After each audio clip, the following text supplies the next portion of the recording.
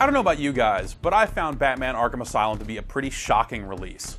Consider the way that most comic book games were treated back then. Actually, consider how most of them are still treated today. Most of them fit the standard licensed game stereotype. Decent games at best, but nothing you're going to remember 6 months later. So when I put Arkham Asylum in, I wasn't really expecting too much from it. It didn't take long to convert me though. Now, here we are, 2 years later, with some very different expectations. And Batman Arkham City is following in the footsteps of a Game of the Year contender.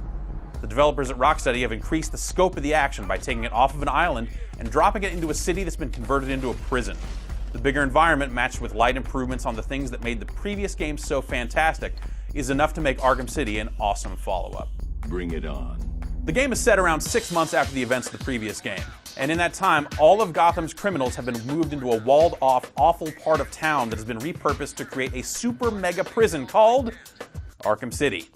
Does that just sound like the worst idea imaginable? After some brief setup at the top of the game, you're Batman, in a city full of criminals, including a large roster of supervillains that you'll have to best if you want to make it out alive. Some of these guys, like the Penguin or the Joker, are major thorns in your side for large parts of the game. But as in the previous Batman, there are plenty of villains making what amount to cameo appearances via the game's side missions. Some of the side mission arcs, like the Riddlers, will probably take more time than completing the main story does. But others, like finding a gadget upgrade that Mr. Freeze left lying around in the steel mill, get checked off almost immediately. The game's map and mission screen is well designed, which makes keeping track of all that stuff nice and easy. Despite moving to an open city, Batman Arkham City doesn't change as many things as you might think. It's still a largely linear game. You'll only have one real primary thing to do at a time, and if you want to cruise through the game without getting off of that track, it probably won't take more than 10 hours or so.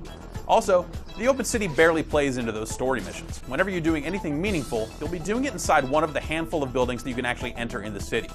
The outdoors is strictly for side missions and for getting from place to place.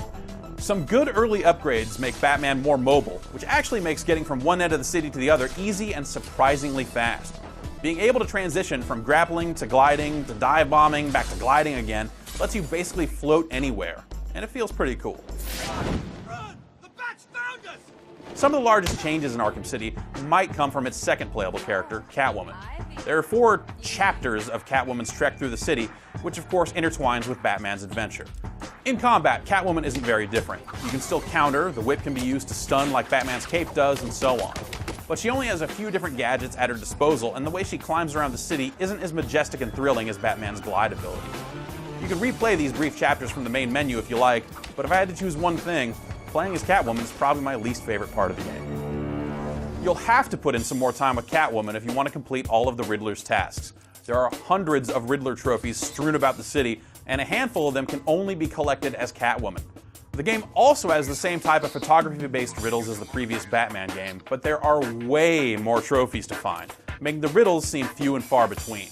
Those trophies, at least, carry through multiple playthroughs with the game's New Game Plus option, which turns off counter indicators and mixes up enemy placement to give you tougher enemies much earlier in the game. All that, and it's got an expanded challenge room mode that lets you piece together multiple rooms into little mini-campaigns with their own leaderboards and stuff. But it's one thing to talk about what the game is, and it's another to say if it's any good or not. It's not a dramatically different game from its predecessor. Despite the basic trappings of an open world, this isn't really an open world game. The result, then, is a game that feels just as tightly packed as Arkham Asylum did. You're constantly engaging in exciting combat, and moving through a story with plenty of pretty gripping moments. On top of that, there's more than enough side stuff to keep people occupied for a substantial length of time. If you want more Batman, go get more Batman. It'll be worth every penny.